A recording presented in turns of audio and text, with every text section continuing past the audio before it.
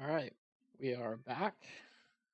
Last time we finished up the code to our web client, and we'll take a quick peek at that, just show you how it works before we dive in and review it a little bit. And we're going to do that by um, writing out some notes and sketching out our adding a web client section to the documentation page. So we'll see how that goes. It would essentially be a review of how to put this together, um, without all the uh, pauses around from the last videos. So hopefully it should go a little bit better. All right, let's get to our code and get rid of the background. There we go. All right, so actually, just before we get started, what I'd like to do is rename this section. Oh, you can't see my mouse. It's the wrong mouse. What I'd like to do is rename this section from multi-language output to adding a web client, because that's really what we're doing in this section. And while we are also outputting a different language, when we get to the next section, we're adding a whole bunch of bells and whistles.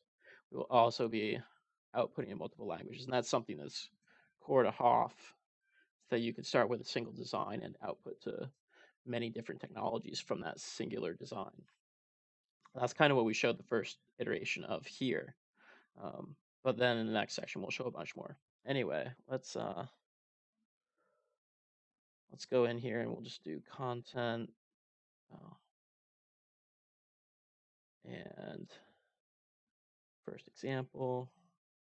And then we'll move multi-lang output to adding a web client.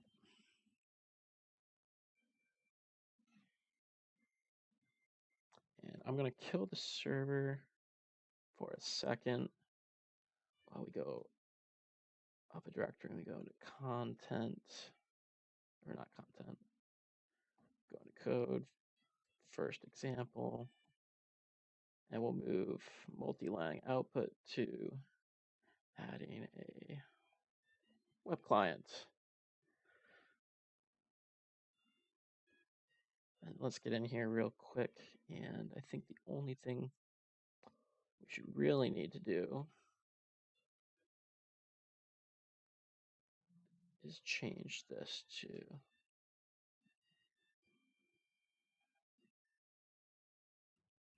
change this title. I think if you notice, when you change the section, Hugo can kind of get a little wacky. Oh, right here. This is what I'm talking about. And so if we, oops, click there. There we go.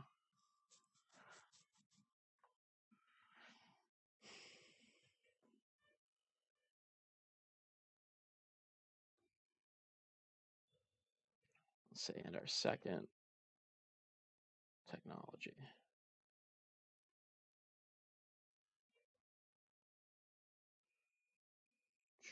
Hoff makes it so up until now generating Go code, and Hoff makes it easy to generate multiple languages at the same time.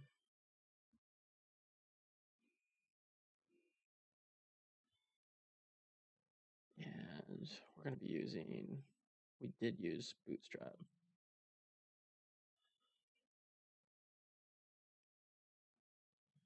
That's Bootstrap's URL.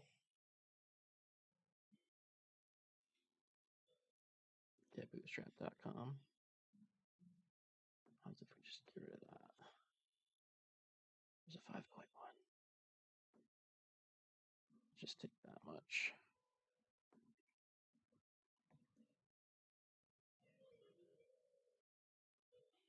And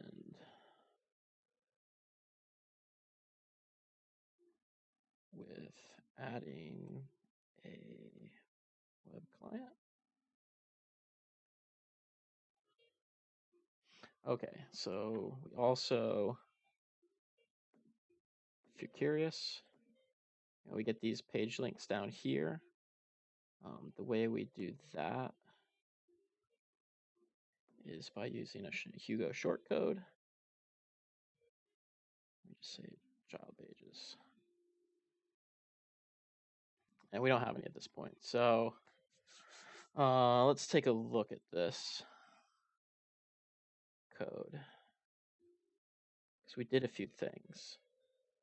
And we didn't do, I don't think we changed this. We shouldn't have, I think we did add ordered fields. But I think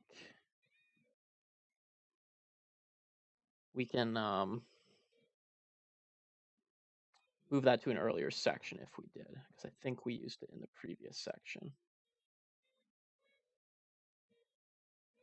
And I don't think we added anything to here. We may have fixed some things. Oh, maybe we did add static files. But we can go back and change that in the original schema.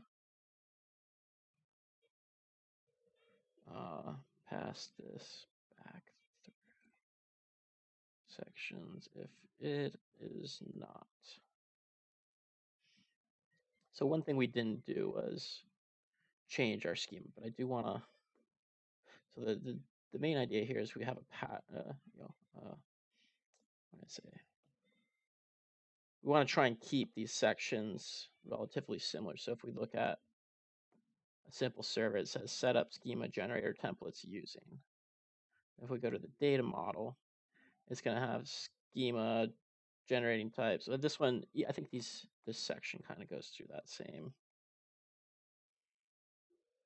generator templates and then using it essentially. Because I don't think in every case we necessarily need to change the schema or these broken out. I think if I recall, this one had schema generator templates using. They all follow that pattern. So let's just start by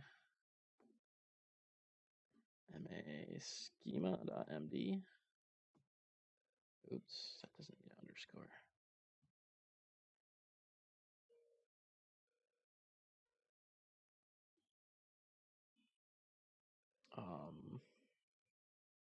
We certainly did change our server generator to add resource.js. And in this sense, we might follow along this one here and think about like what we effectively did. We added just wired it up. So we have an index.html, static files, and then we added the stuff for resources. I should be writing this down. No schema change.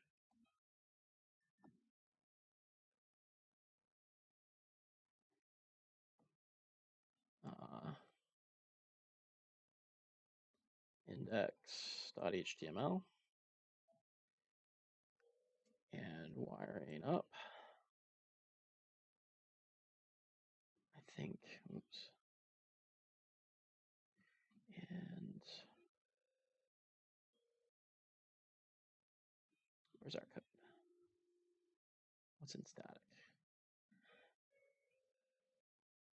This should arguably be moved back to seeding, move back to previous section, adding a data model.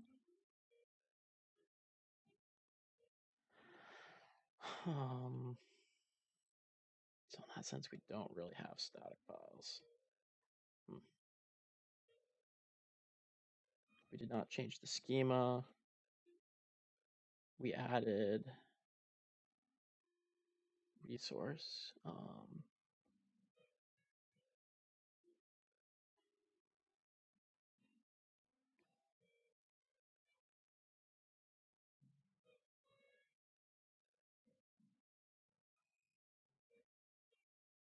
We definitely broke down partials, breaking down templates with partials. think that's a good title section.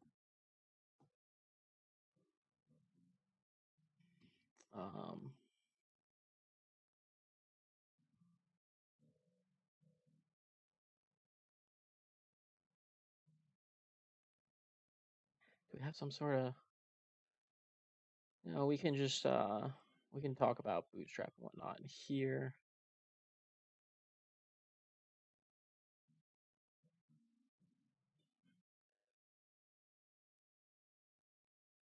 This could be a long section, and then we have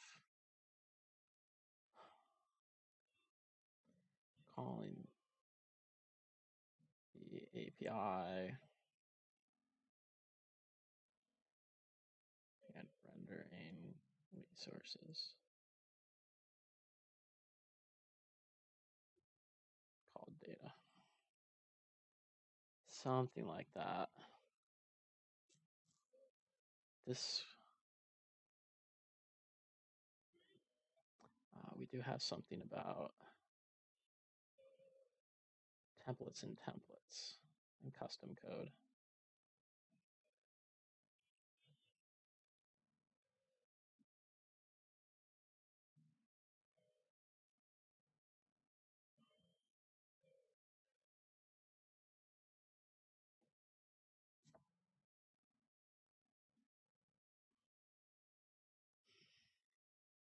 And then we did some snapshots of some things.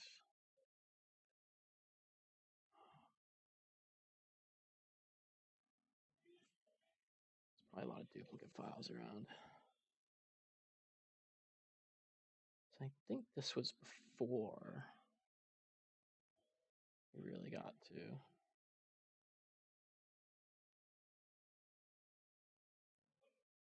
the splitting.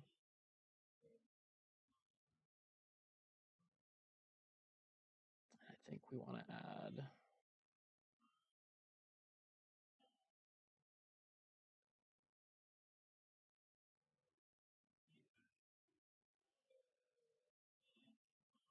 the two options were here.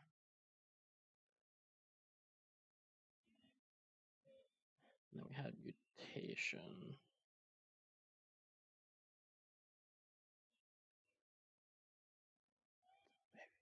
Call it create, update, and delete.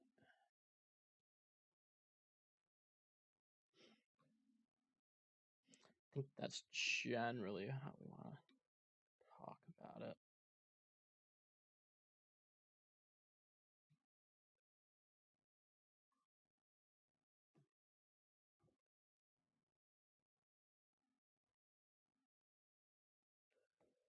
And we're going to put this first. Just make that 5.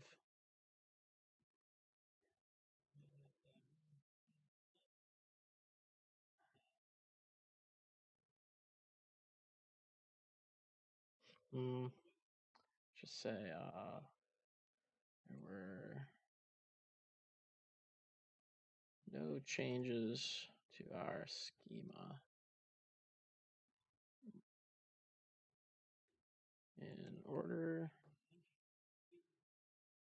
to add a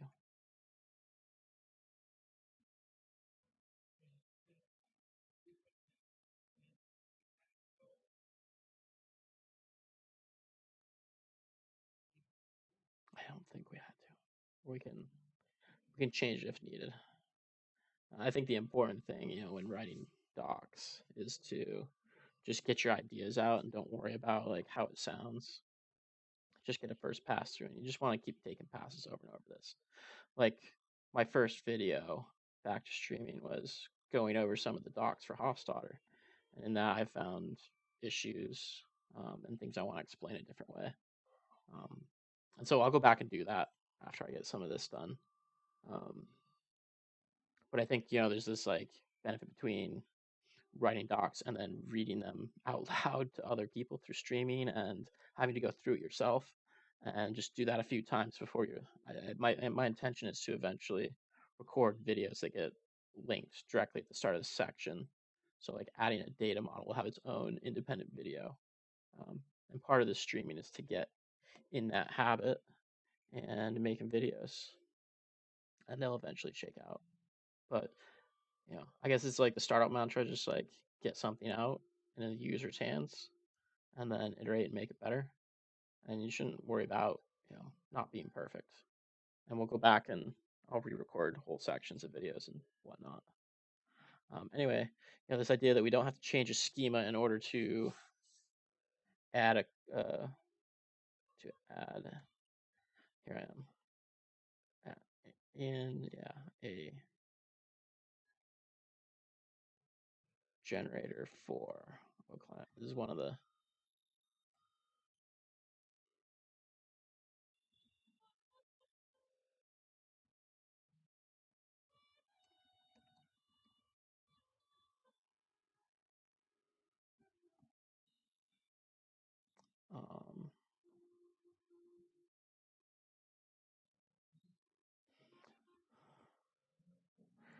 we don't have. I don't want to say that.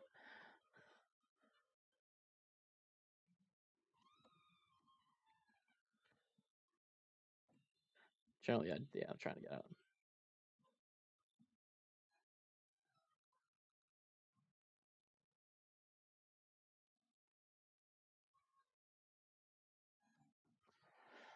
All right, so then let's get this open, and then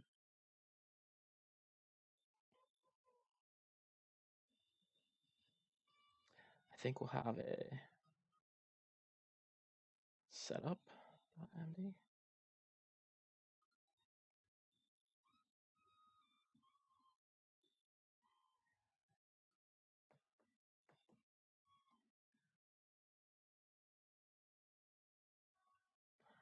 I want to throw initial in there, but put that under. If I could spell brief, jeez.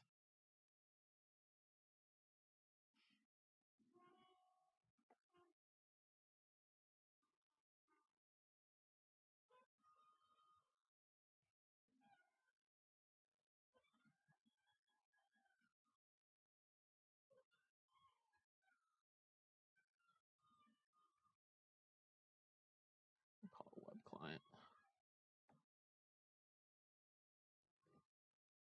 I'll make this 10. I generally just go by 5s. Sometimes 10 if I'm like in the later sections and they're more in flux. I'm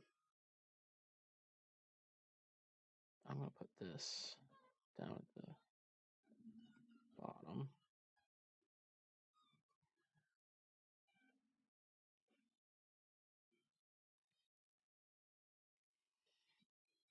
So then I think what we'll do is we'll just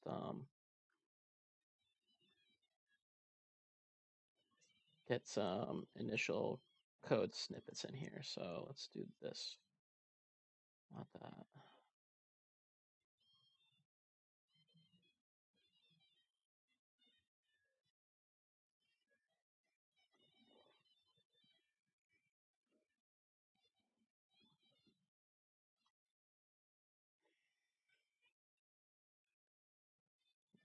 And so this is something that we changed along the way. So what I like to do is index init.html. It's not like super sustainable, but I think it aids in helping the user through the process rather than just showing the final product. We want to show it like changing over time. So we need, but at the same time, we want somebody to be able to clone the documentation site, go into this directory and be able to run the same code that they're seeing on the web page. So if we want like previous iterations, like we did here, we just need to save that off. But in this case, we already broke it down, so we need to start with this here.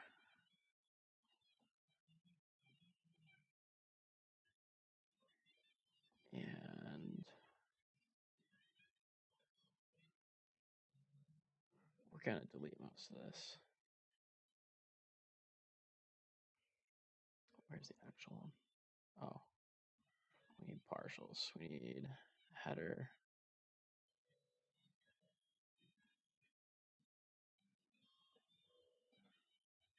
It's going to look like that.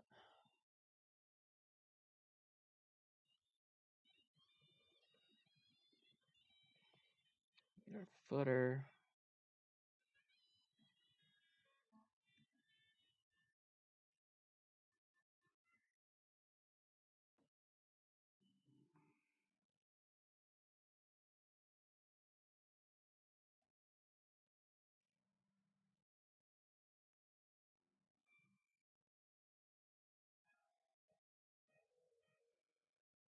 And then maybe we'll just take out the nav bar for now.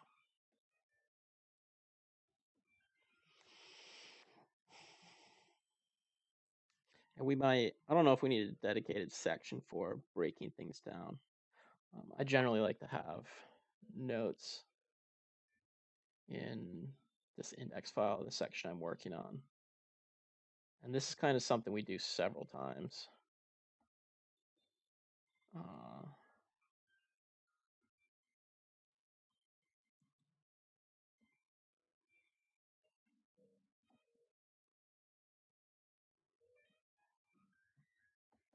Spots, so we have that, breaking down those.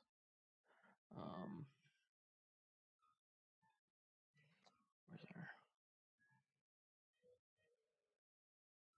yeah, that's not,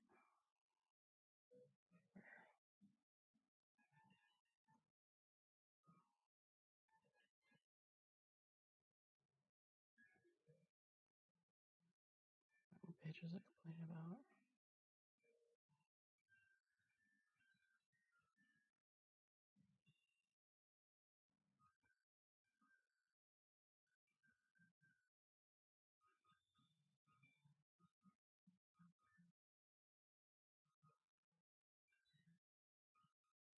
Oh, we're missing a hyphen here. Okay. So yeah, you can see the pages just add themselves as they get in there. Schema, setup, and then we want a section about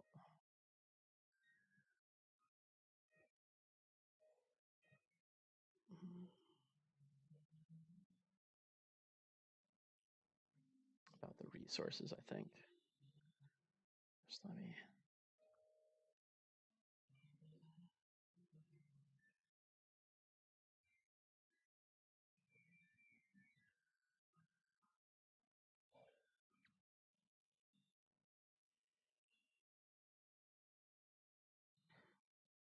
HTML template,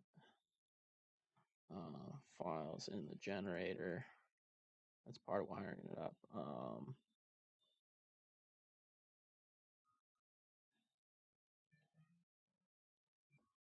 In this section, we will start by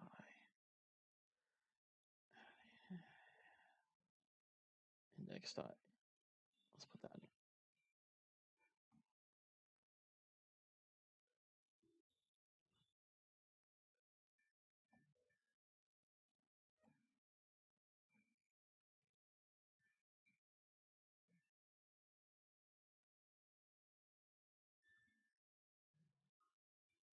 Server to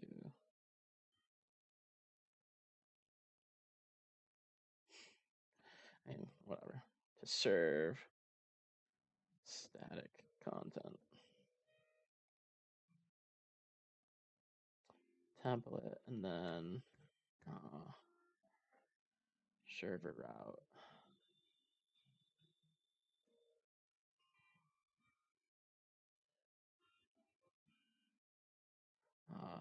I think we moved the existing routes to \API. That was one thing we did along the way.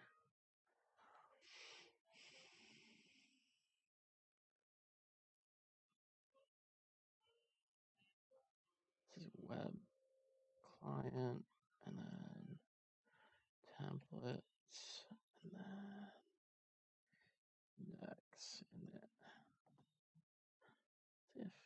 Yeah, it looks like it rendered.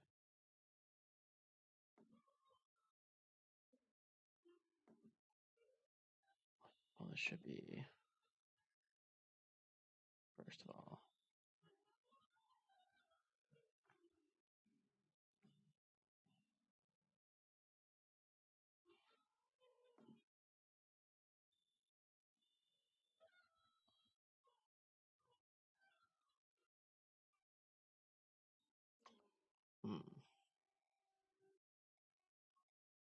I think the issue is that it's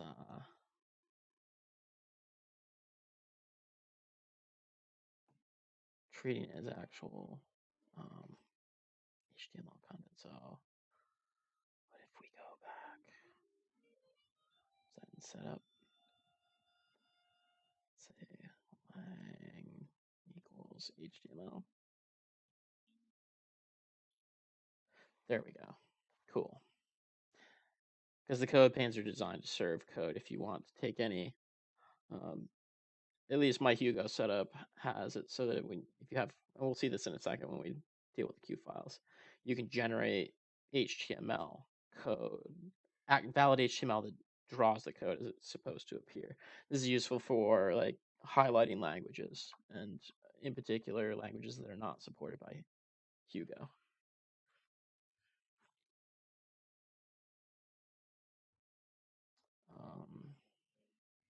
Let's see.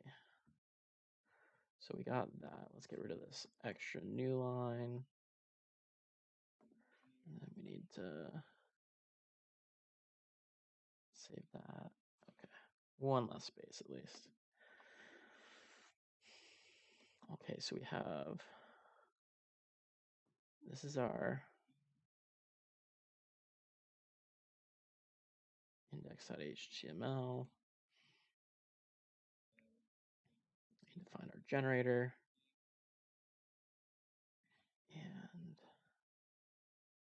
I think the only thing we did was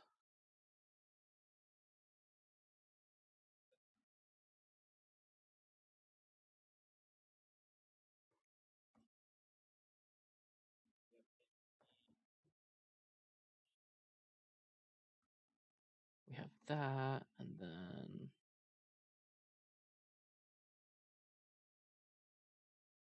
we don't really need that.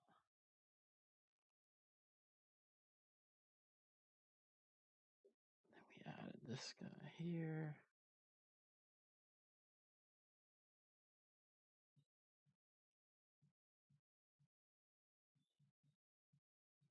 And then I believe in our templates, router.go.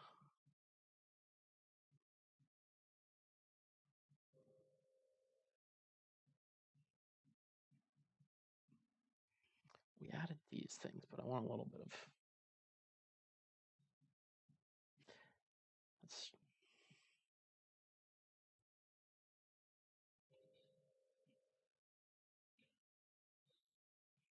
come here and we'll do templates.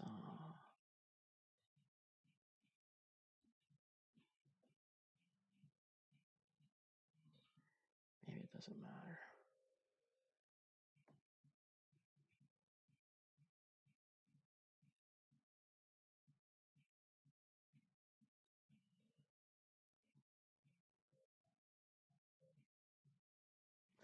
Prometheus setup. And then we had routes and resources.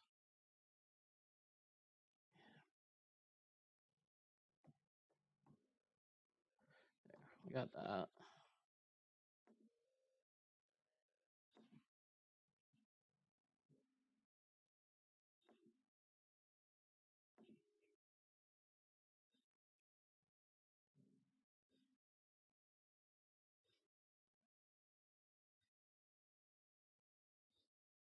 Sorry, I'm checking some. I don't know when that's from.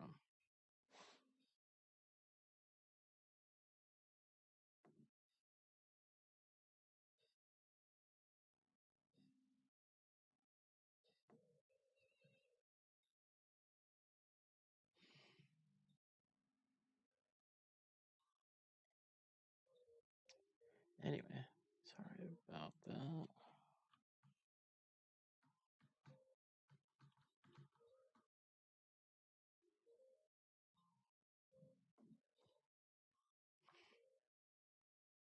Okay. So now let's go add those in to our setup.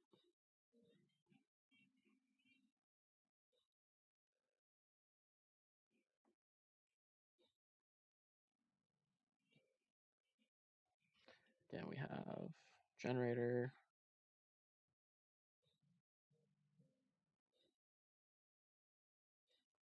templates,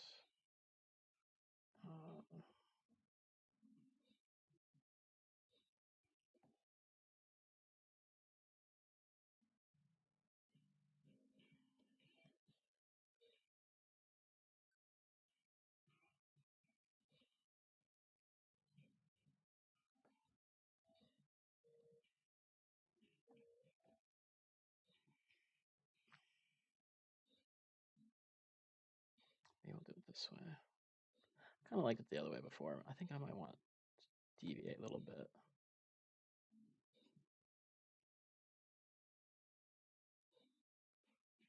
Well, we can just do this. We just say we are going to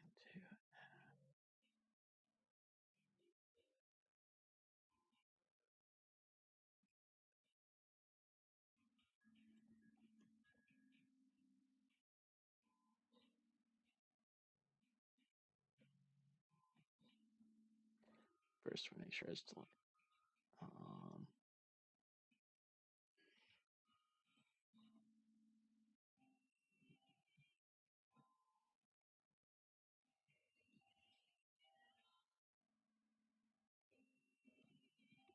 we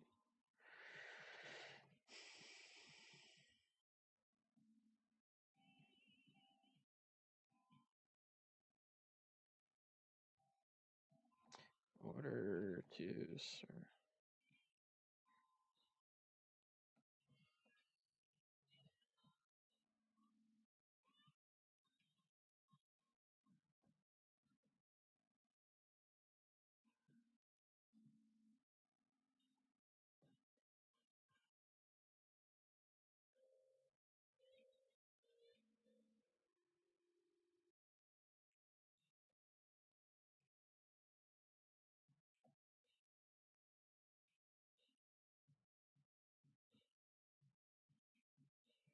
I guess first we need to move our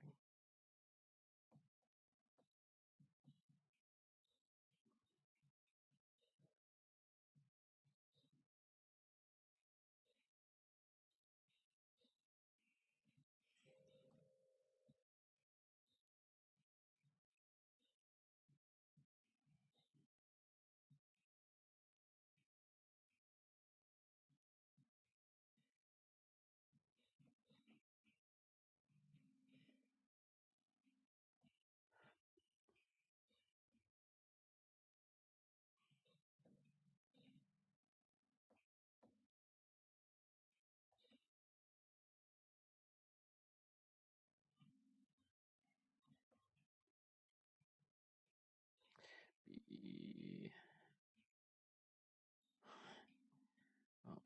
behaves correctly in the browser.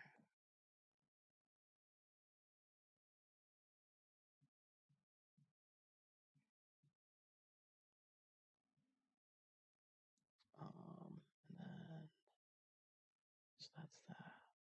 So then we need our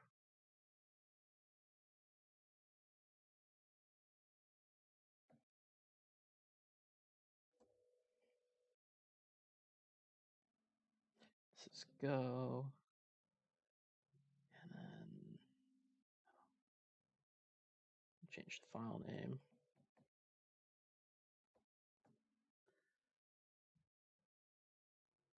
And this will be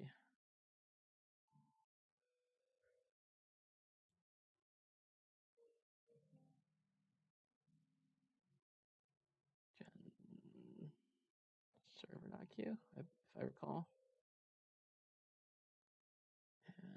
that doesn't want a language.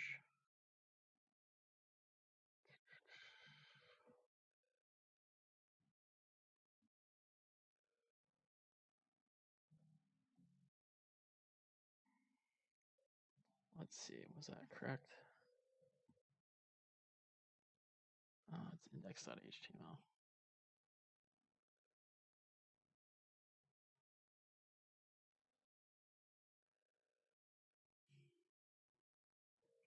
Our server generator to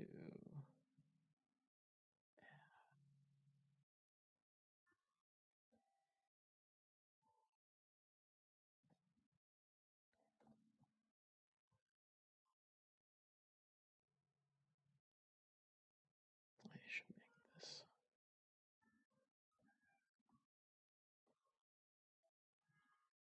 I got too many. That's not going to work because we need to first make highlight.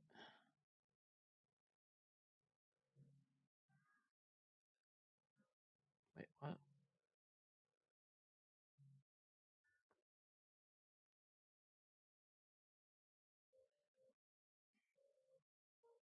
Oh, we also need to get add code. Because otherwise, highlight won't highlight. It won't highlight any key that's not in code or in Git.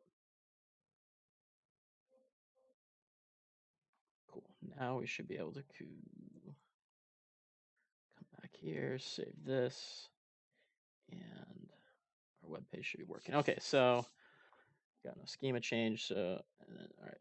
So in our setup, the idea is to just get an index.html coming out of our server, so we can have like some place to base our client start. You know, we want a tracer to build our client from. I'm gonna put bullet tracer here because like there's this idea in development where it's like the idea of a tracer bullet in guns. You know, every like third or fourth round is this like thing that just glows. It's not a normal bullet. The idea is to see where you're going.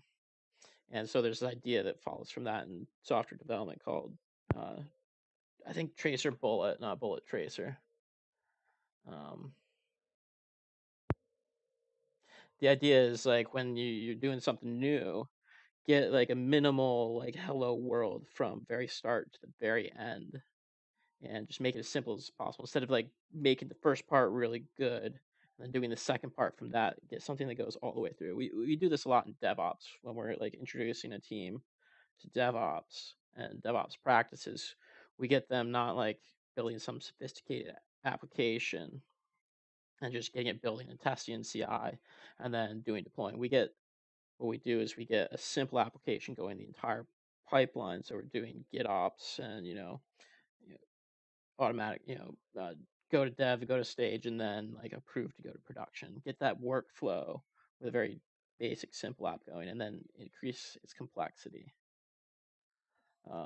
So that's kind of what we're doing here. What we're saying is we're about to build a web client on the front end of this application and generate it. So we don't have any front end code yet. So let's get just an index.html in the generator coming out of the Hoff process so that you're generating that index.html and then serving it. And then we'll start adding more pages to this application for our resources.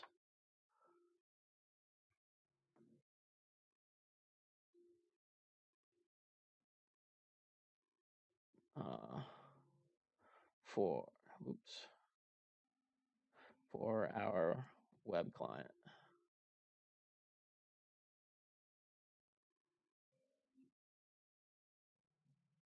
This will get the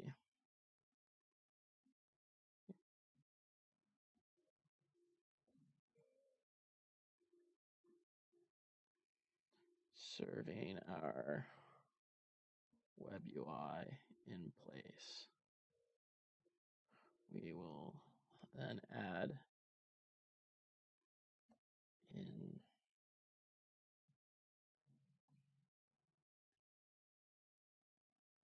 I'll have to explain this more when I go through this again.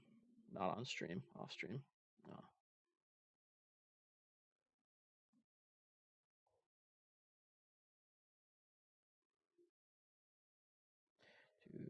To get set and display data. Okay.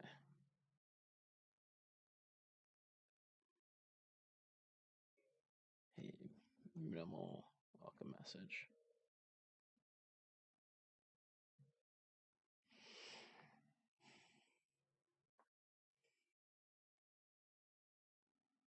And then we'll have a regen and regen.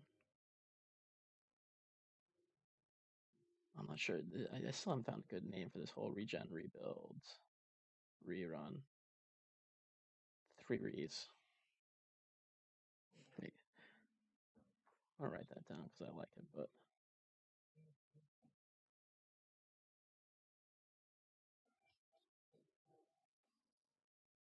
I'll put some instructions there. Okay, so then we'll have our index.html.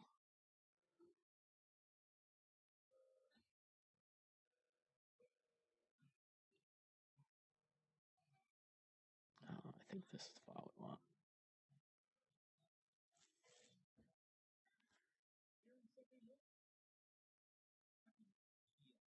That definitely comes after that. And these two are really,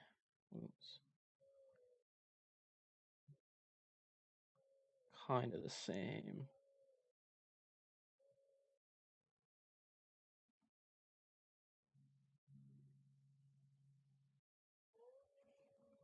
I think they're a mixing generally. Custom code. I'm just making notes. It appears in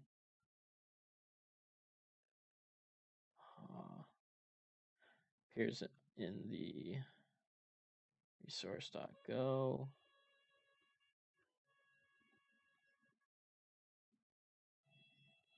It's always in the output, but let's see, where else do we have it?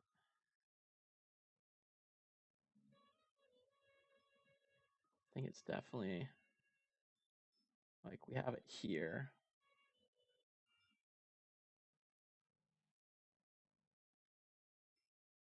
Oh, there's some bugs that we found along the way.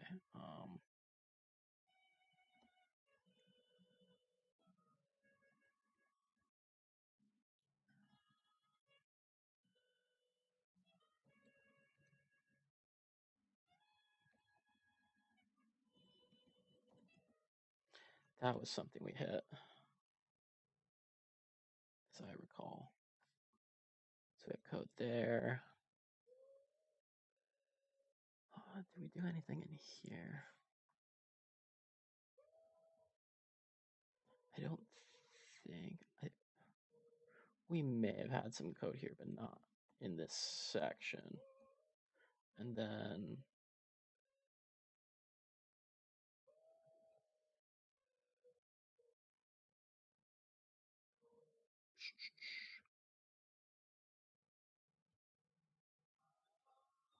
we are going to have a resources section. I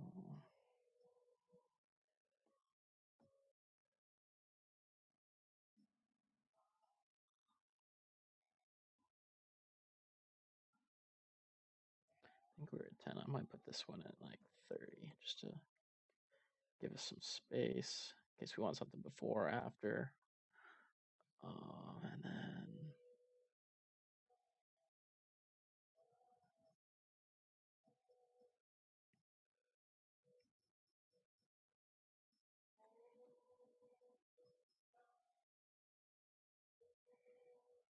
what was I just looking at?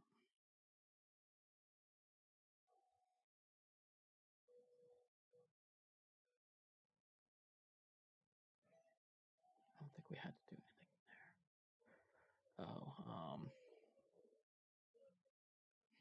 HTML without extension. That's a hack, so we can view without view contemporary URL routes on servers. Nobody has the HTML at the end of their web page anymore. That would be ridiculous this day and age. So we kind of hack that in of sorts. We just don't add it, and the server doesn't care. It just serves the file up.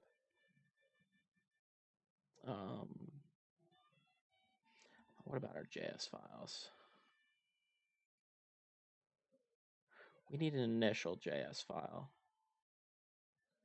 because some of this stuff is for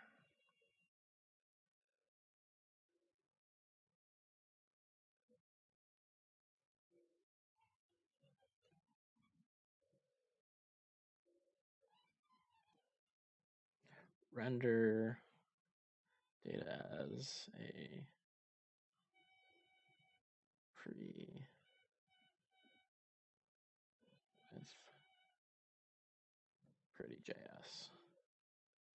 JSON.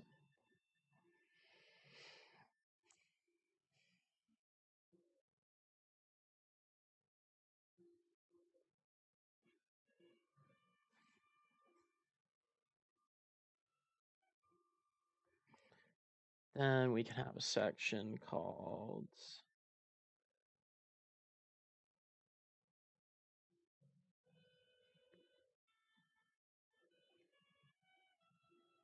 so we probably have that.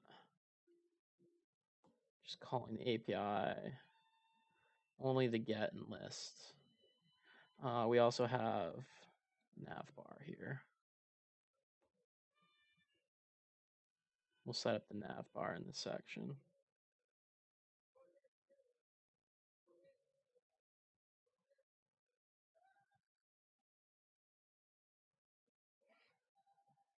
Actually, maybe we won't. We can do this all without any bootstrap.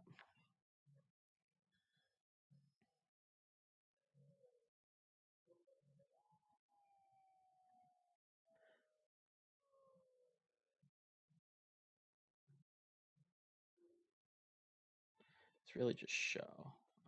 Or maybe we can just do this in the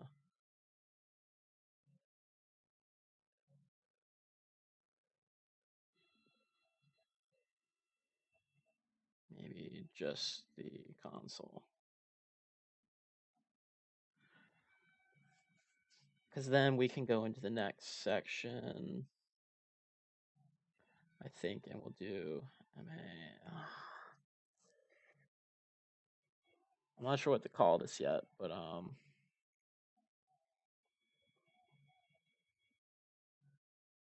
I want to put in this section is the idea of like render, at least rendering, but starting to break down the templates.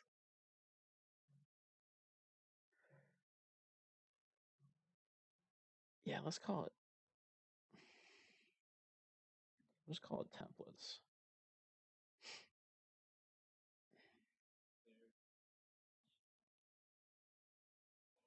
Oh, we're gonna have to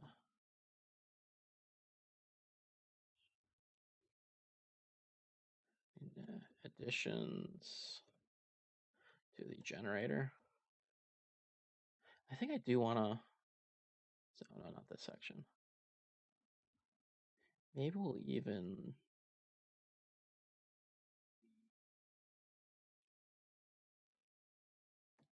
I'm just thinking. Explain tracer bullet more.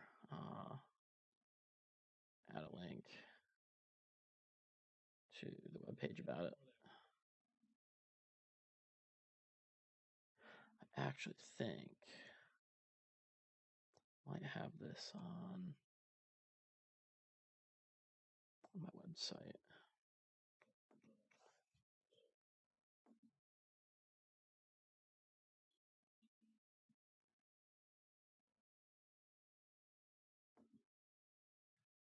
I might not have it up yet.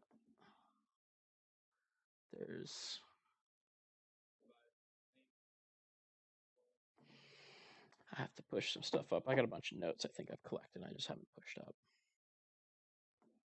Okay. These are templates.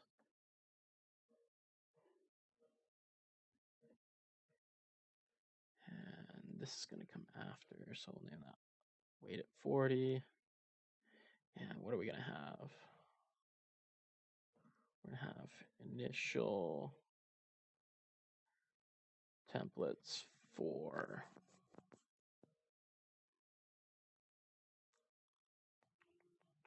I think we're also going to add boost, well, add nav bar. Initial templates for rendering resources.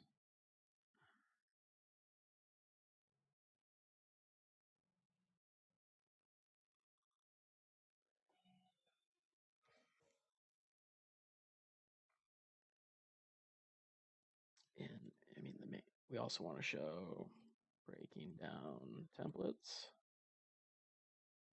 into partials. And let's get a list of those. We're definitely going to do index.html.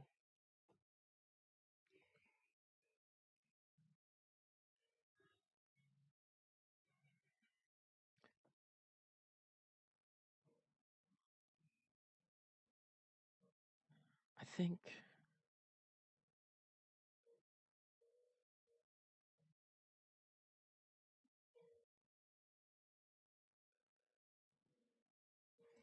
let's look at this code a bit. So our index looks like this, but our initial one looks like this. So we're going to break out all of this to header, all of that to footer. Oh, we do have this container here. So we'll add the nav bar in. But then I think we'll just break it down that same point.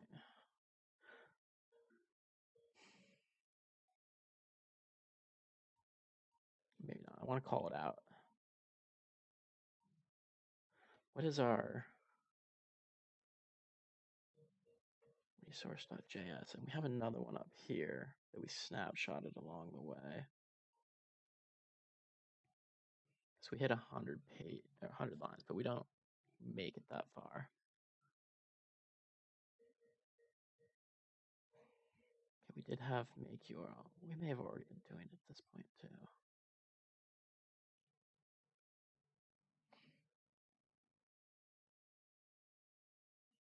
Oh, maybe we didn't, because it's a single file. So we don't need delete yet.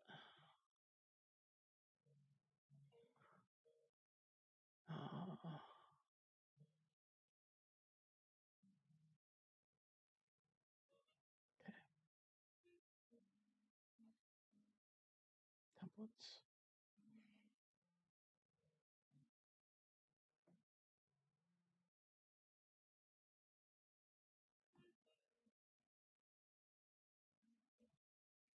When do we break down? Okay, there's a form as well, but we can do that one all as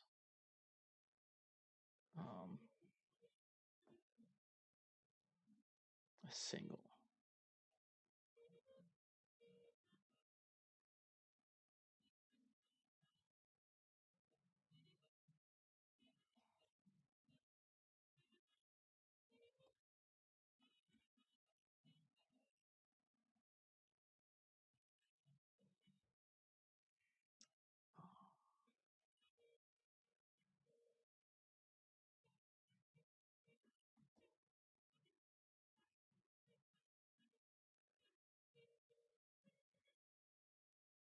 This is the next section we want after that. Yeah.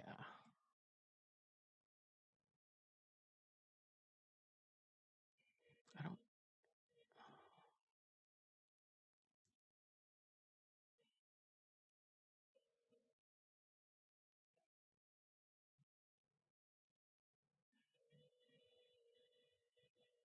This will probably be a long section.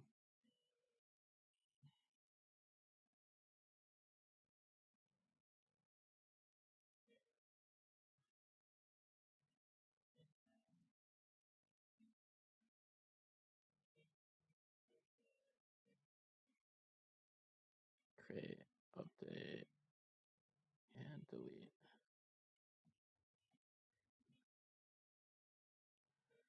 And make that, I'll just make it 50.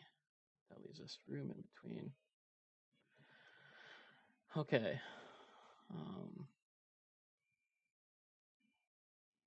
See if we get everything out of here. We're gonna have that. We did in several spots, but I think we still want to add as a broken down template I'm using for now.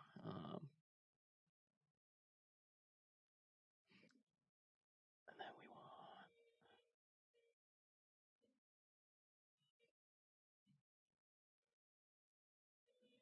we have templates in templates. We'll just add an aside about that, what that really is.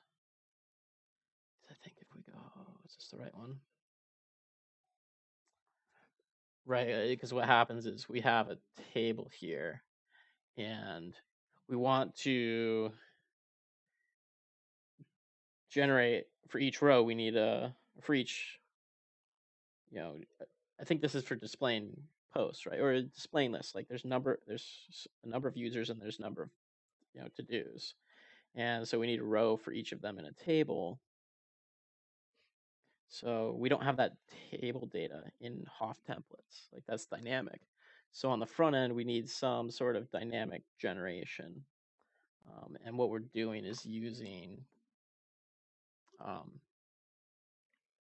we're allowing the user, we added like handlebars.js or something like that. And so there's two sort of options, and this is what we're looking at.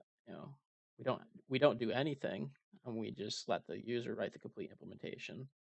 Or we can write an implementation ourselves, knowing that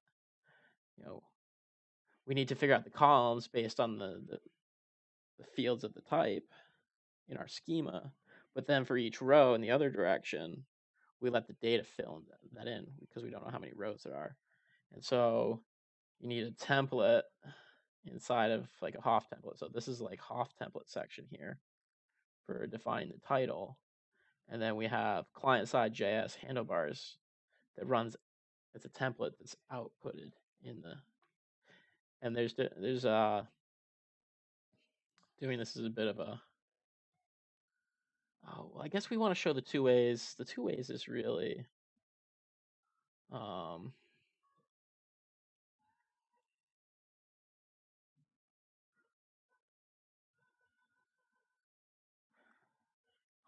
Using alt delims in output, string replace, and there's using alt delims in the template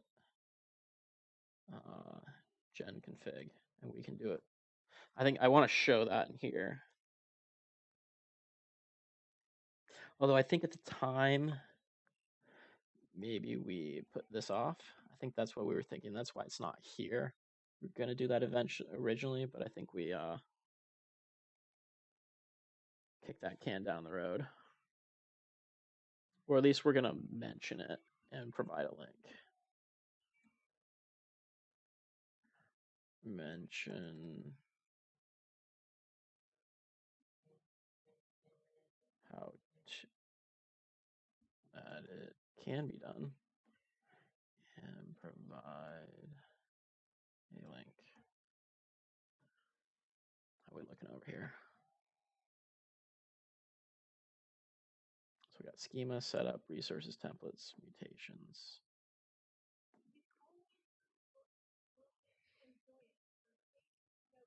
Okay.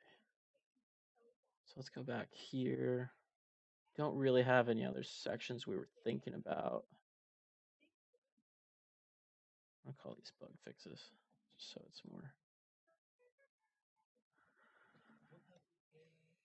Okay.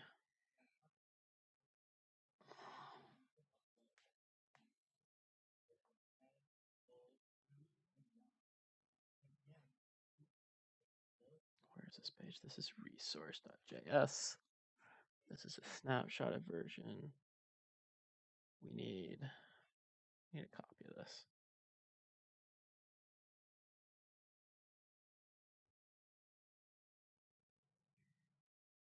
I'll call it pre-break.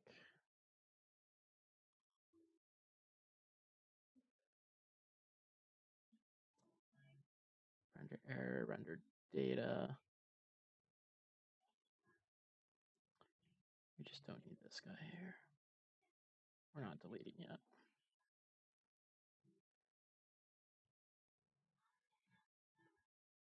And we'll have post break.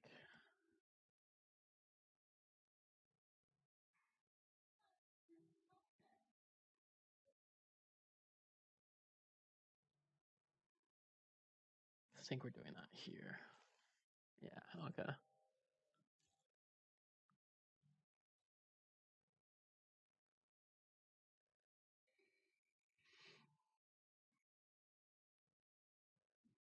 All right, let's see.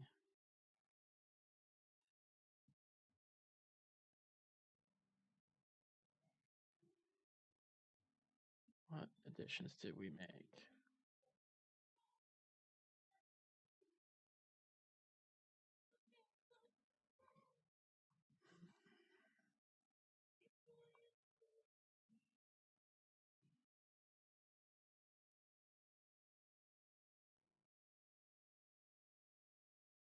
So it's going to be pretty close to this.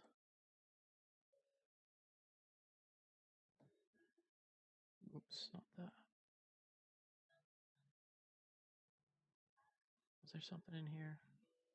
Oh, perfect.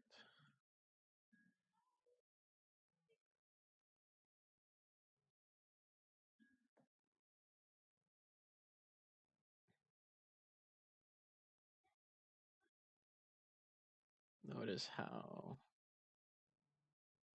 our additions have reduced from original data model to client.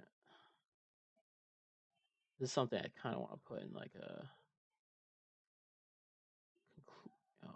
final section.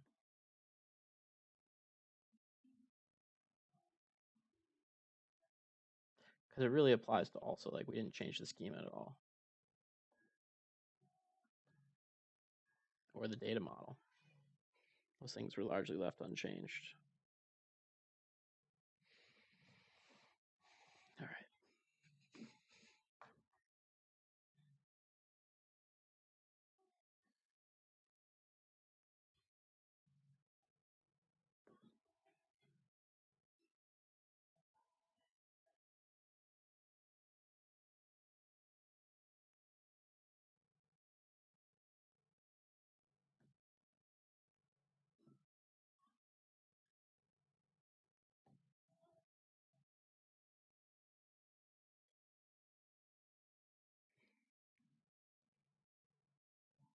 I think that's all we had to do.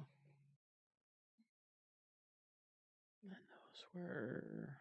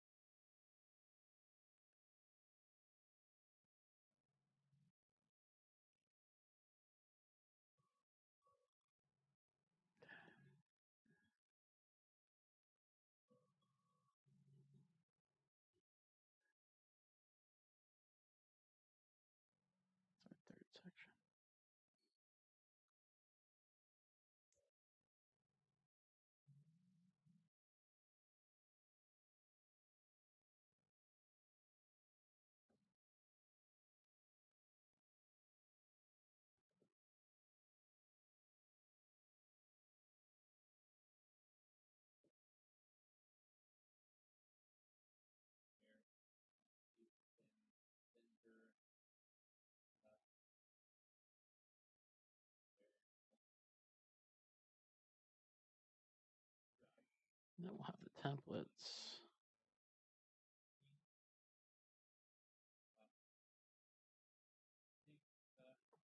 Let's see, it's not index. Resource web.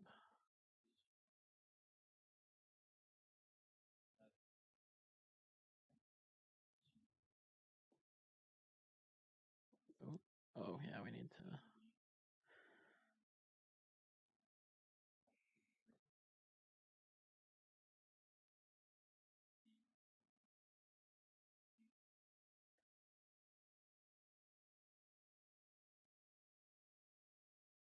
Okay, we're in this section. Okay, that looks good.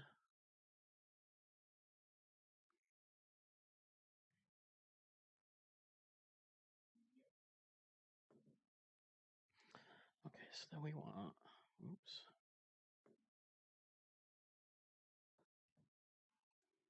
This will be templates resource.js. And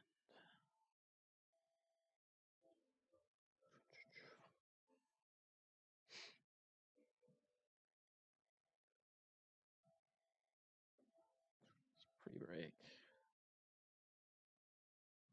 JS, lag equals JS.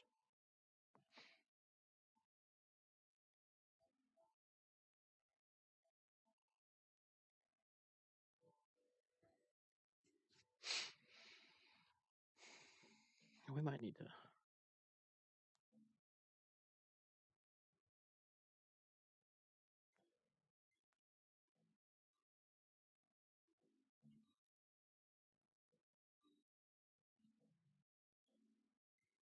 This will really need to be broken down.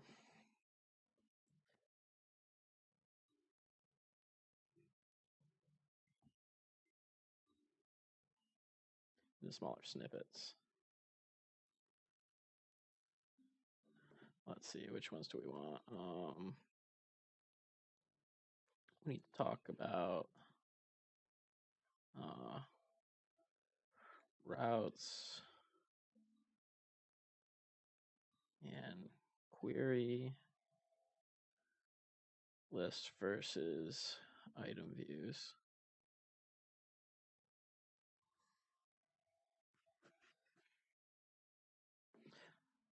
Let's also,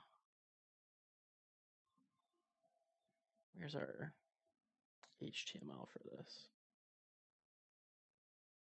What does that look like?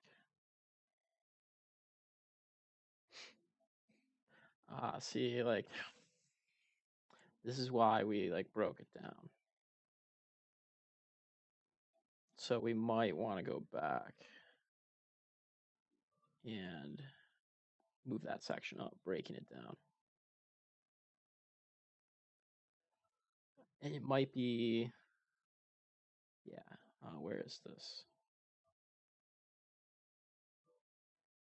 Is that templates?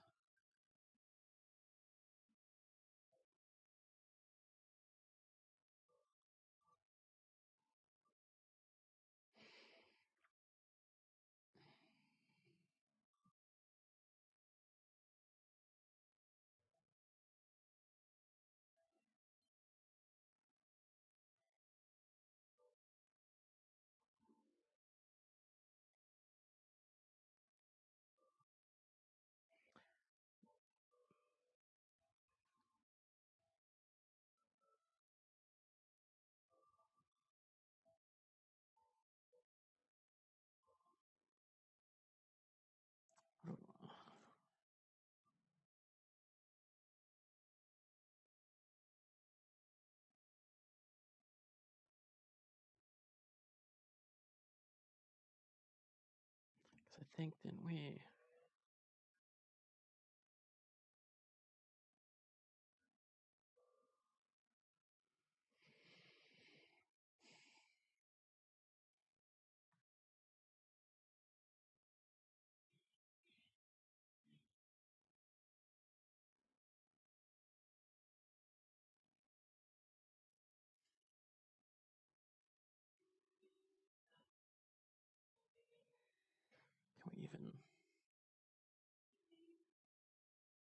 we're going to need an HTML page anyway for rendering the resource. Do we just put that at the end of...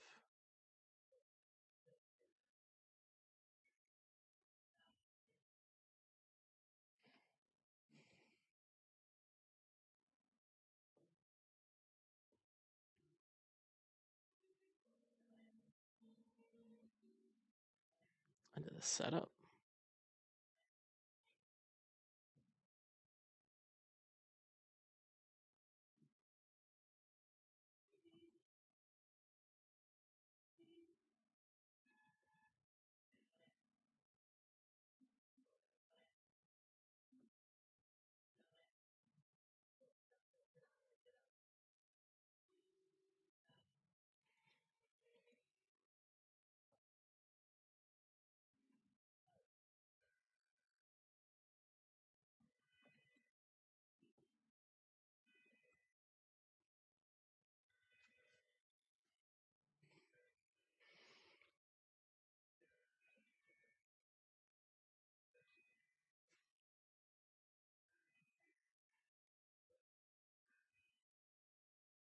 Oh, you know what?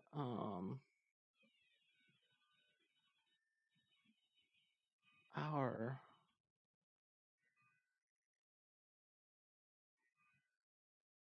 pre-break doesn't need the templates either.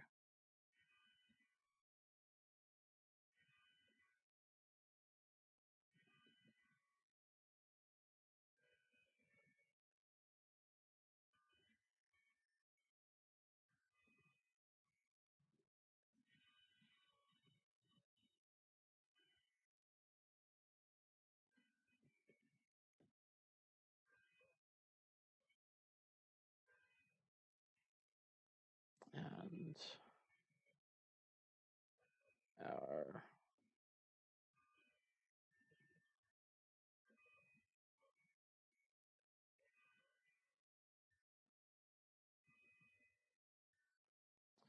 we're going to set up our generator.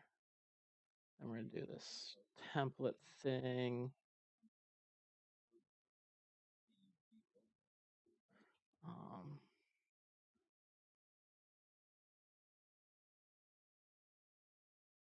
This should go here. And we still, where's our index.html or resource rather?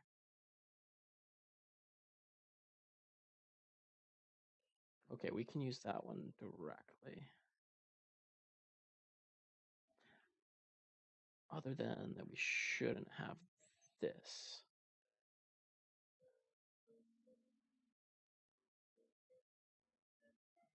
Okay.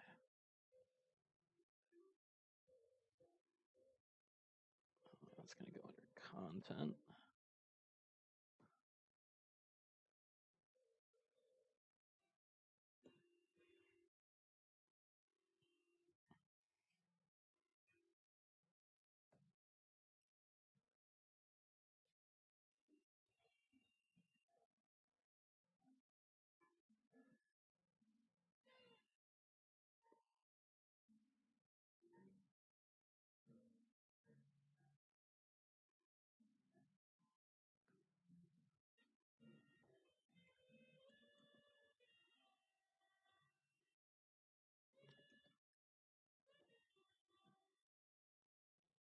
Cool. All right, so then let's go back to here.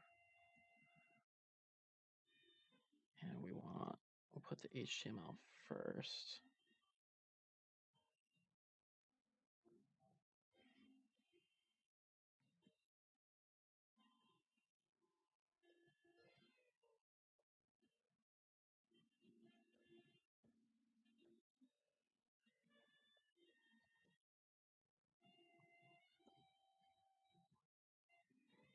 Reuse them here.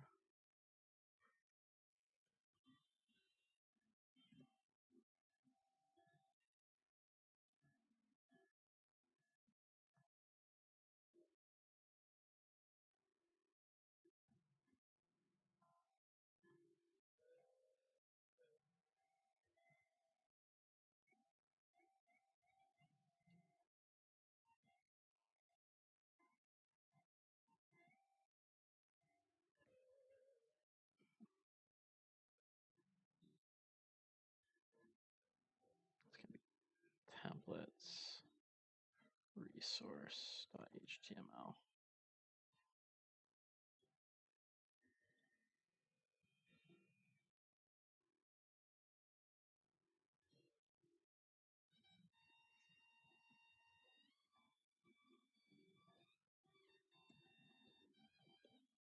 I should really get used to. Okay,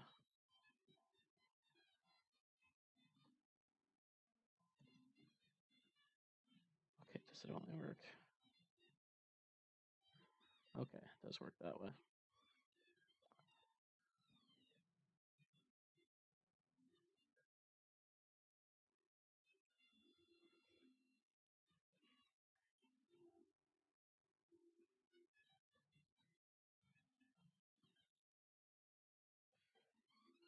See how this looks.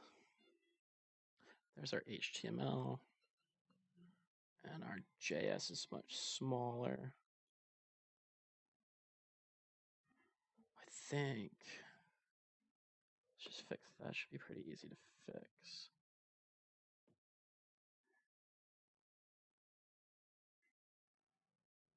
See, instead of doing all of this,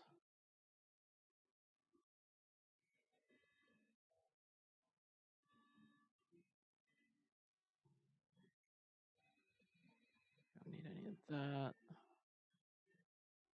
It's gonna be JSON.stringify.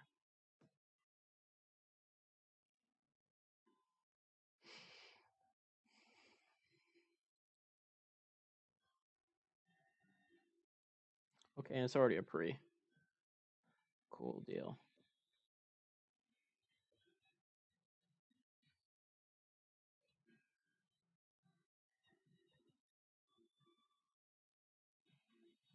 So this should be much shorter. Okay, there's our initial templates. It'll just render.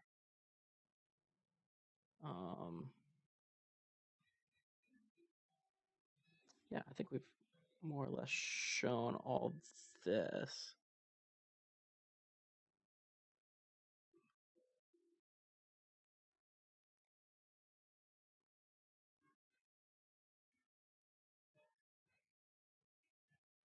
And then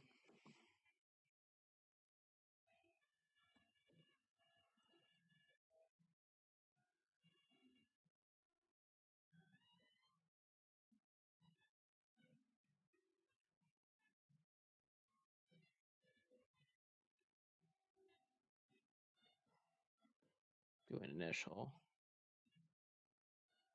And then we want to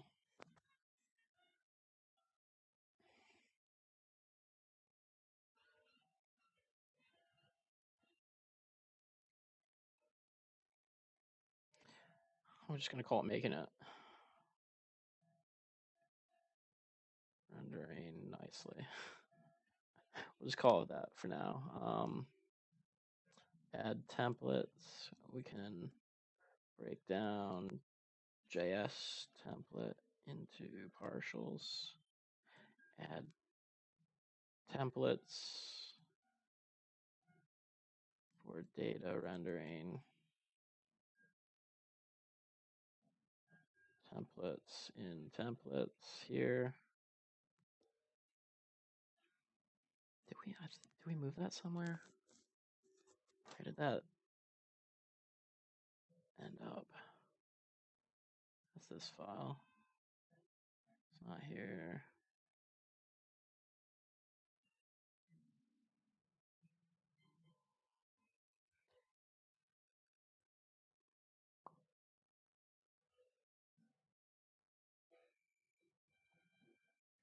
Mutations is going to be long, so I don't know if I want to. We're doing the index already. We're going to do this in the previous, under resources.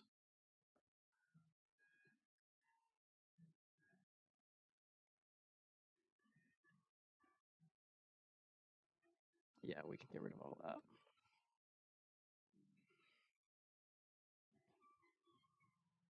We also need to explain really a hack for using query, which is location.search for this versus item views. And then we get into that.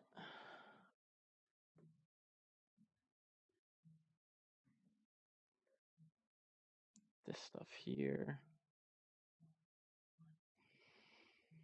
I'll have to deal with the routes as we go, but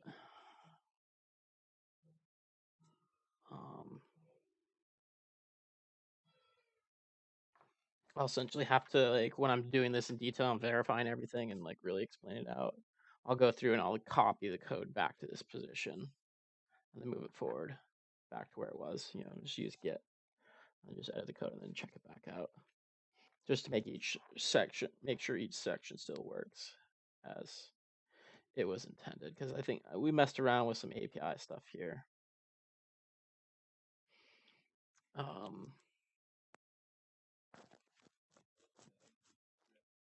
And like the whole idea that we're like, where are we gonna put the content? I guess we need it before the fetch.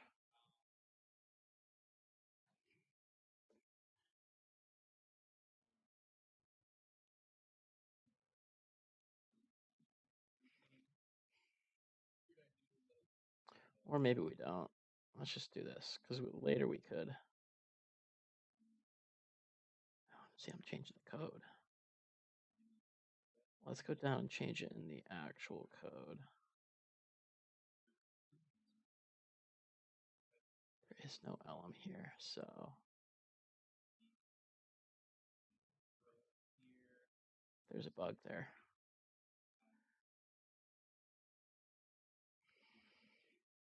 It's gonna be in lib.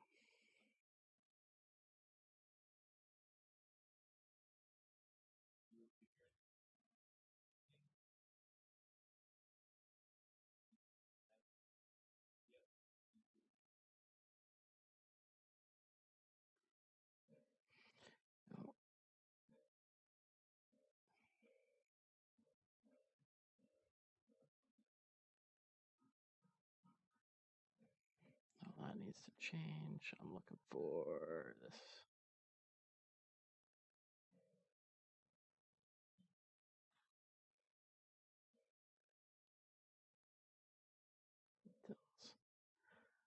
So we want that there.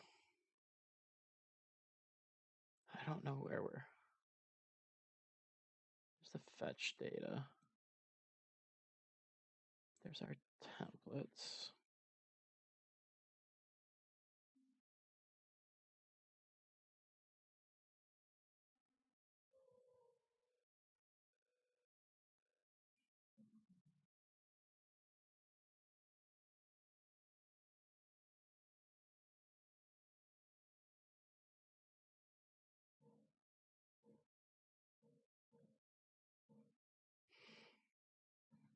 Okay, we're not drawing any data there.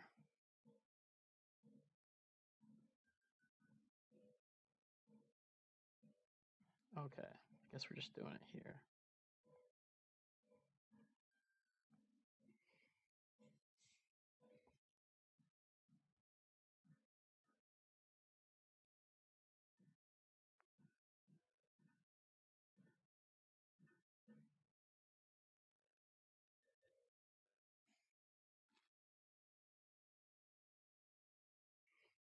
Kind of on the fence if we keep it or not. Maybe it was just lost in the other one. Anyway.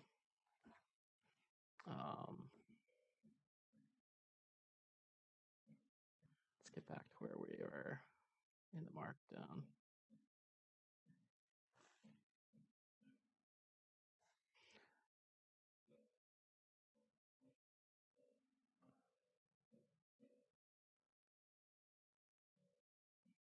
Do we want to, let's see.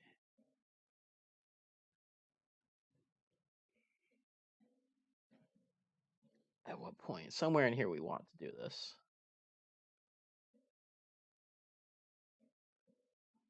Maybe after that. these really go together.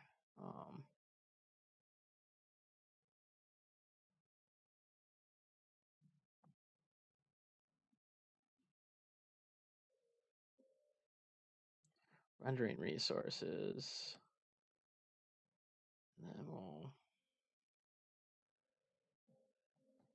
I'm gonna call it fracturing this time, so we get a different word in the mental process of just I want to be consistent about it eventually, but I want to try out a few different options in the meantime.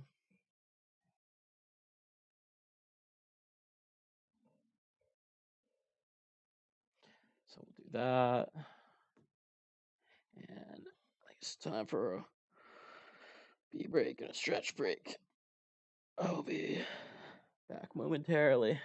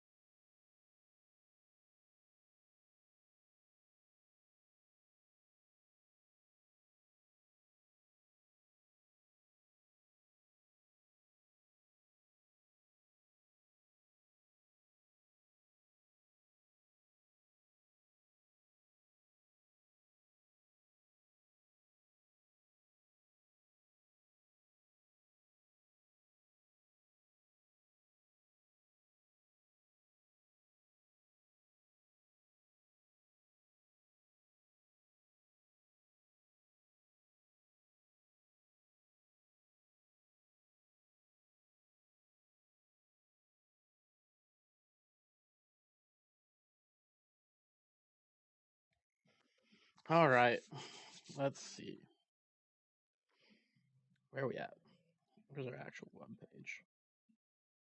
It's all rendering. This page should go away. Actually,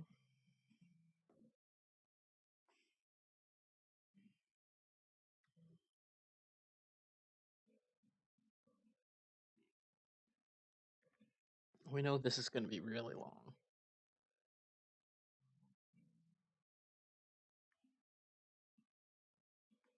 Maybe.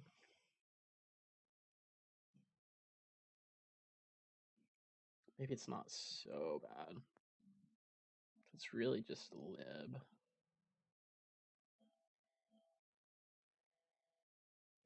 We might. Did we?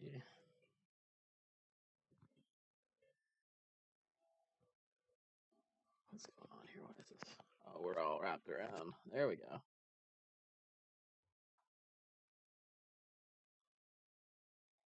Okay. We might have.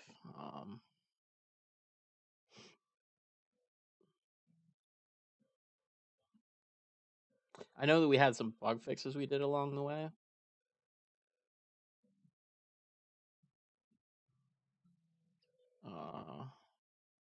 Need to backport them. And then maybe what we'll do, let's see.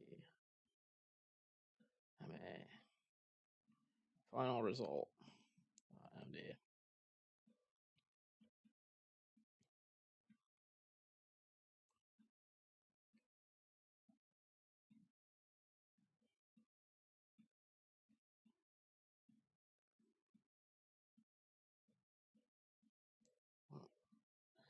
Let's see. We want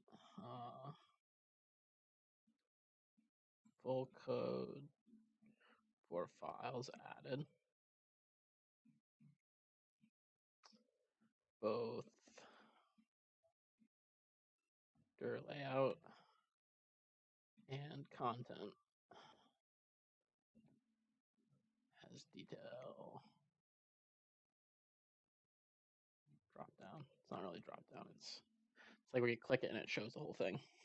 But it's not necessarily a drop down.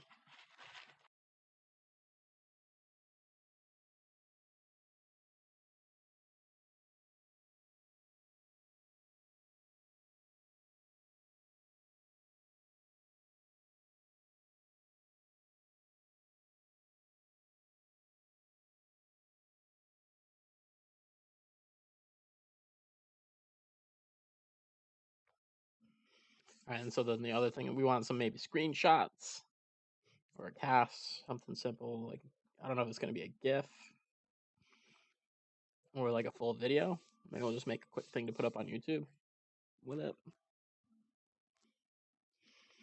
Just not put it under a playlist or anything like that. So that'll be our final section. So now we have something that looks like this. We got the schema, no real change.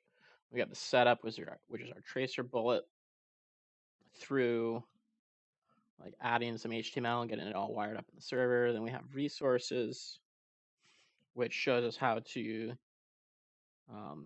render the data that we've made for our resources. And then we'll have mutations, which show us how to change things, and then we'll just show the final result. That sounds actually pretty good to me.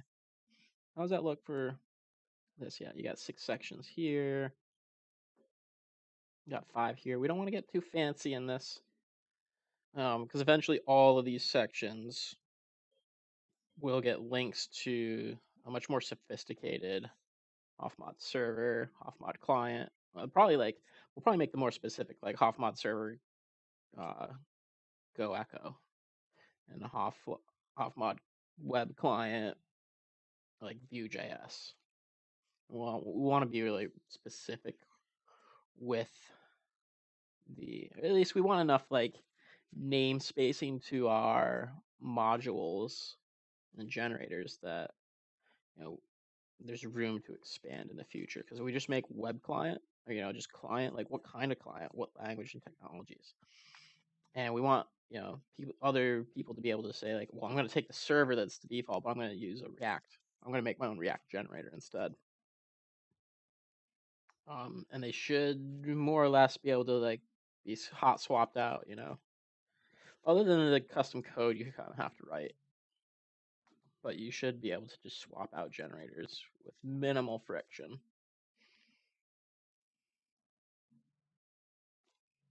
And I think in theory we should be able to just show you all the, it's a git diff. Like, let's do that. Let's just see, like, what's the, if you want to see all the custom code, I think we should just be able to go into code. Maybe that's an interesting thing. Let's show how to git diff the change. I don't think we even need diff to display. Oops. Custom code. I think Hoff should be able to do this eventually. Let's go make an issue.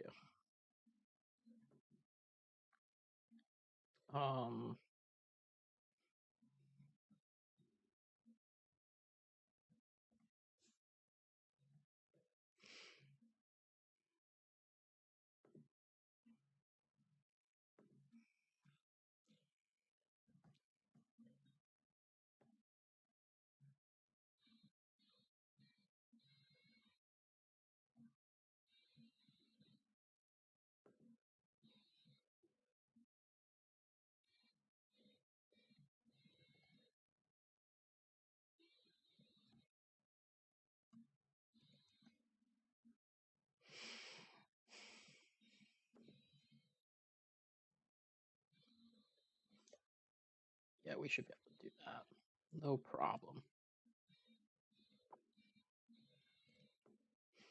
But the way, we'll more or less run the same command under the hood. So we want to, we need to go into code, first example, adding a web client. Should have, yeah, git. No, we just want to diff the output dot off.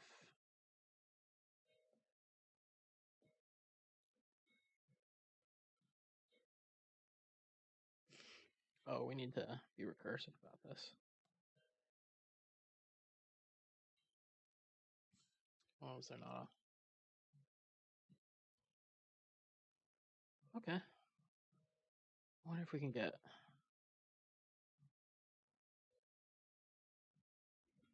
diff-h.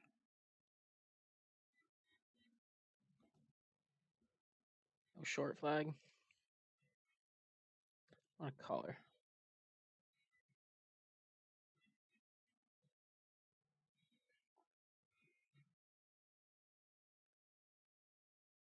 Interesting. I should look at this. Just no.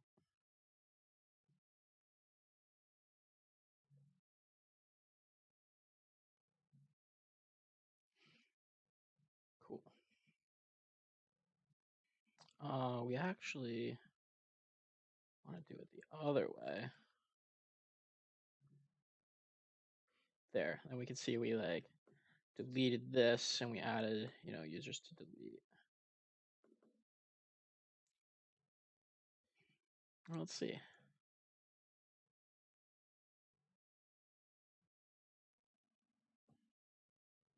Into word count lines, 302 lines.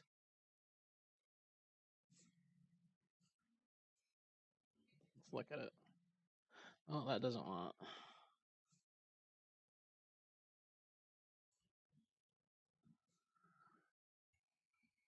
So that's right. In our to-do client, we added an input for the username when we're like changing it to do. Let's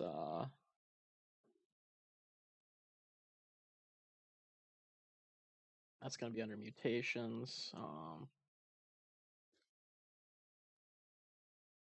Added custom code to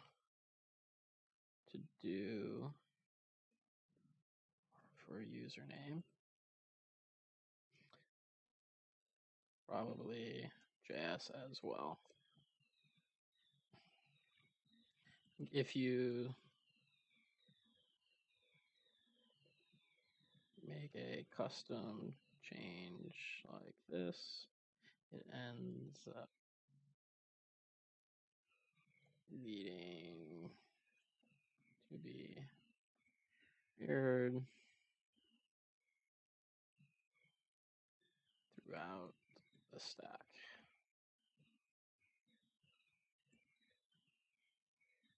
Typically.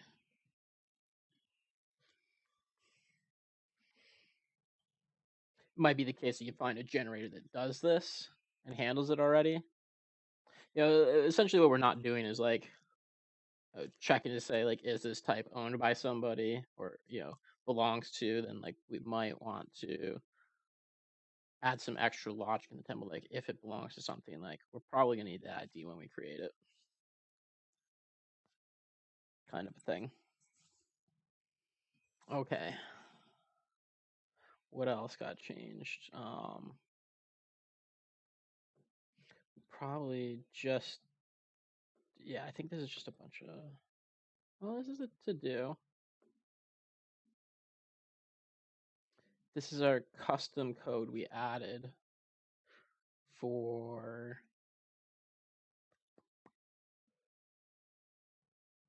a to do.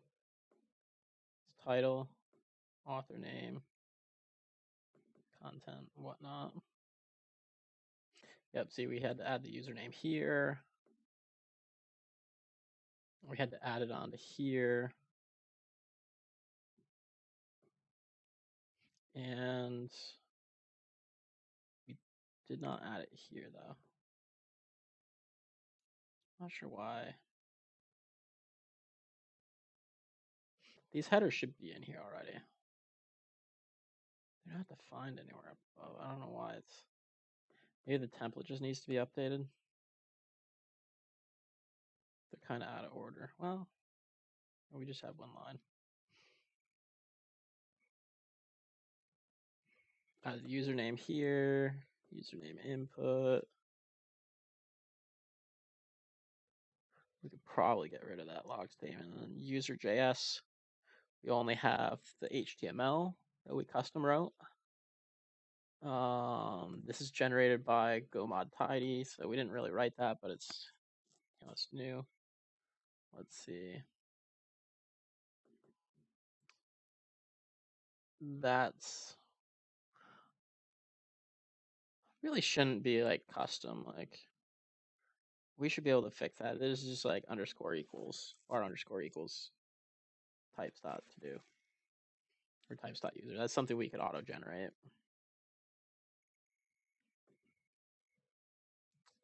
Let's see. This is the full custom body for getting it to do.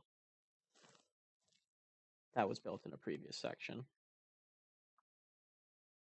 And in general, we implemented it. These are all the resource handlers on the server side. In this case, we chose as a generator writer to have the user write all those. In actuality, what you probably want to do is, maybe we should make a note about this. Let me just do that before I forget. Data modeling.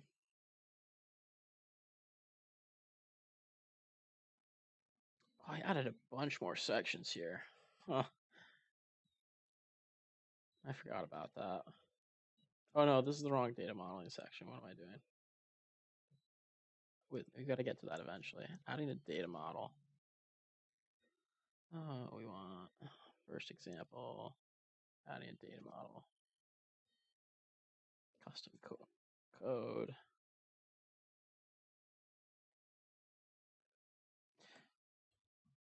normally a generator author would provide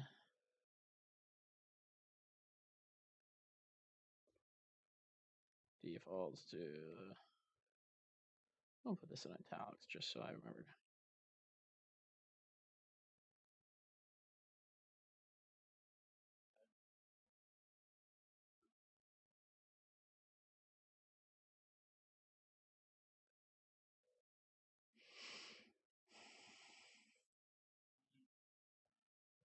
Expand on this.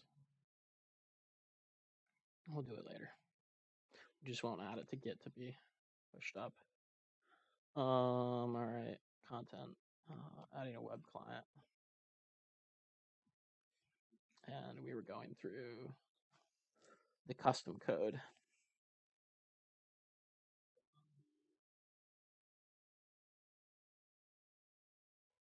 Yeah, this is all pretty standard. So that's just writing just using the library.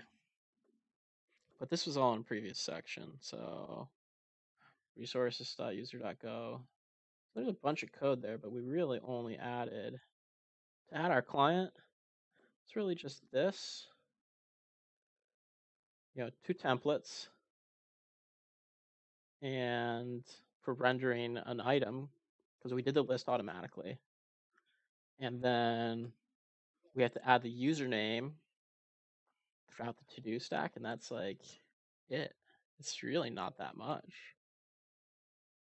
Custom code in the client, everything else was generated for us. And if you haven't seen, we can bring it up. I like that one. If you want this cow, it's as conversations or quotes, it's what is it? I don't know if I could show this file. I'll show you another time. Like, follow me if you'd like to know. I'll show you another time. Let's see. So we want to, for this minimal set of client code we had to write, adding an extra field to a form, adding a bootstrap card definition, the code for a bootstrap card only, twice. We did one for to do and one for user. And we just had to make sure we propagated username through the to-do code so that when we create or modify a to-do, we're specifying which user's doing this. Yeah, and we should just be able to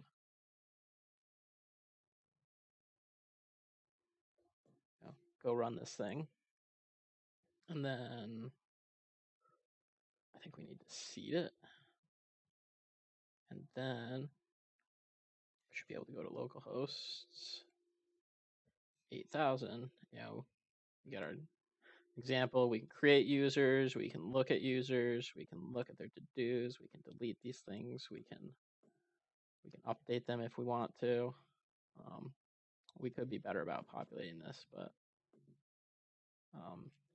this is still just like the main purpose here is not building a sophisticated web client as much as showing how we can generate a web client with Hoff and have that, like I said, very minimal custom code we had to write, and we didn't have to add any schema. As a user, like all that we didn't have to do anything as a user other than write this custom code here. And we got, the generator writer made this whole client template system and generator for us. And this is what we get.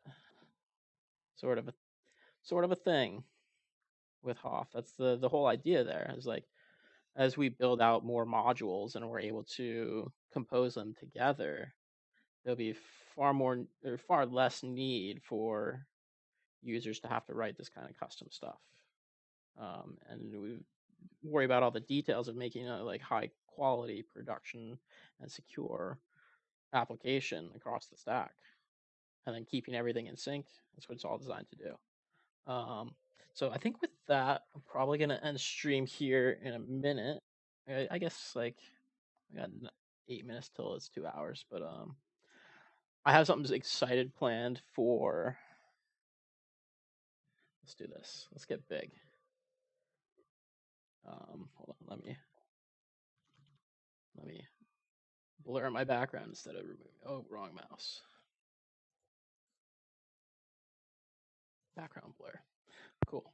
So I got some exciting stuff planned for some upcoming sessions. I think the big one for tomorrow is going to be Qlang.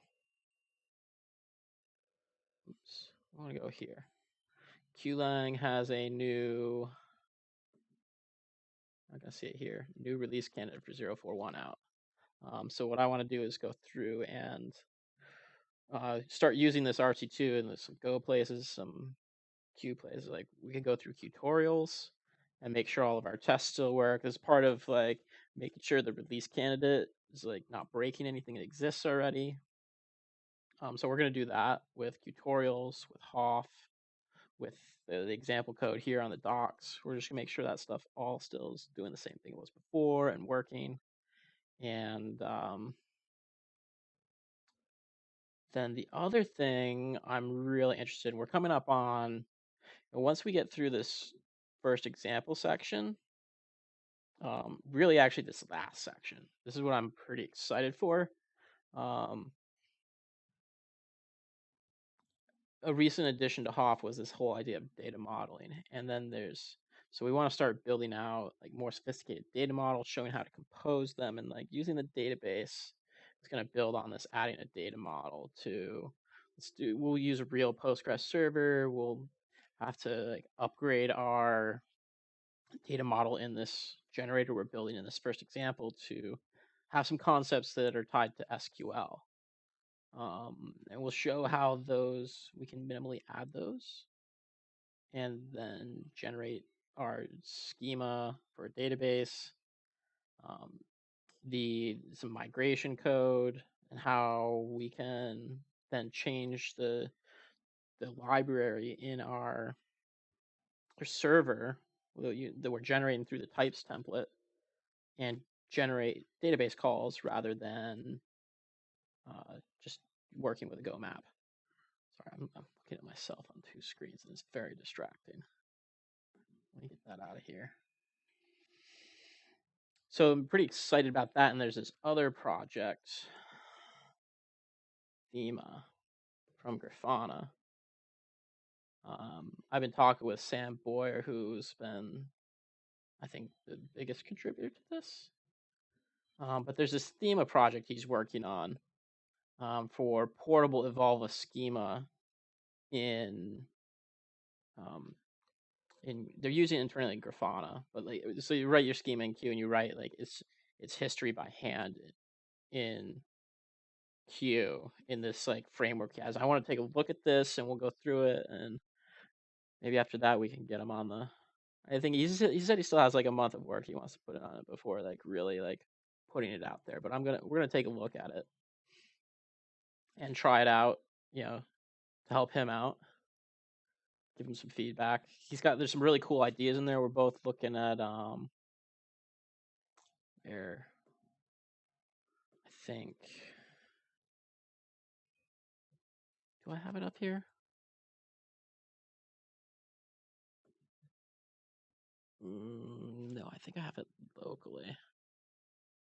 Anyway, I'll show you when we get there. This idea of data lenses and like some stuff that Spotify did with regards to like they've got like this huge version support range because they've been able, as they've like updated the migration, the schema, and they need to do migrations. They've kept track of that, and they have they're really like transformation functions between versions, but they call them lenses. And there's some like cool ideas and theories around that, like major versus minor versus patch updates, and like where you cut like these things and how can you specify a version. There's some complexities around versioning and how you keep track of that, and like how you compose these things together. They have a slightly orthogonal approach to like how they're specifying um, data models in their lineage and composability. And I'm not exactly sure about it, but so we're going to check it out and compare it to Hoff.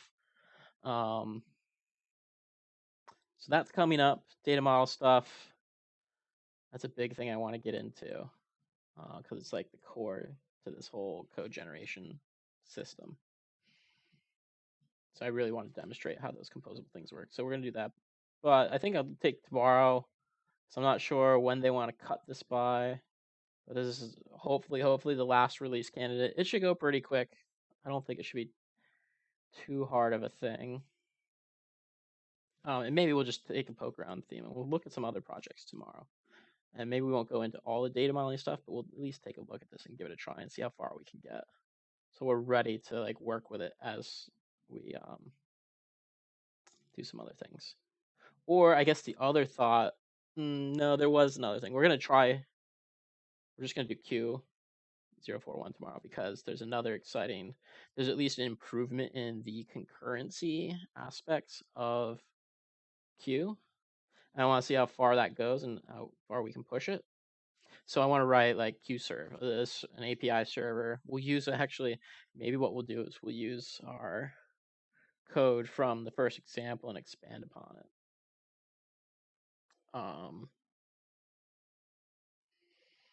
Let's see if we can figure out how to do like a Q value, which is not like a Go built-in. And we'll need imports for that. So that might be an interesting thing to try with our example. Maybe we could go. Maybe what we'll do is we'll go back and swap out to do for value. So user has a bunch of Q values. That sounds like a lot of fun. Let's write that down before we forget. Where's our terminal? Let's see.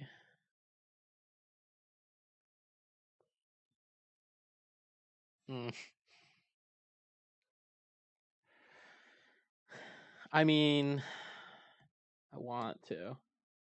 Now I'm thinking about it as like this is supposed to be like an introductory example for people who don't need to necessarily know how to write Q from Go. And will it be distraction? We're gonna add it here.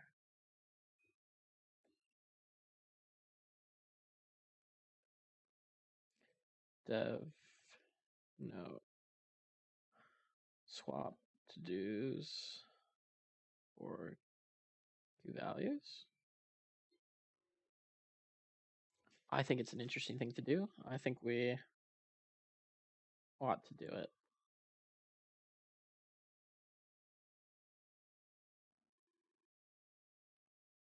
I mean, it's just a text string in that sense.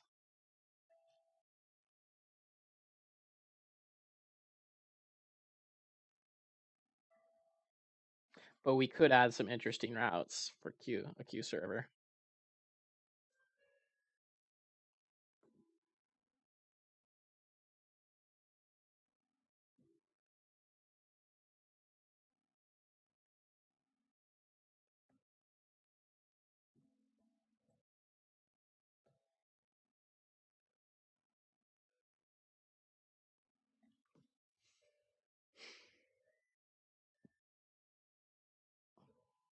Let's also put that up in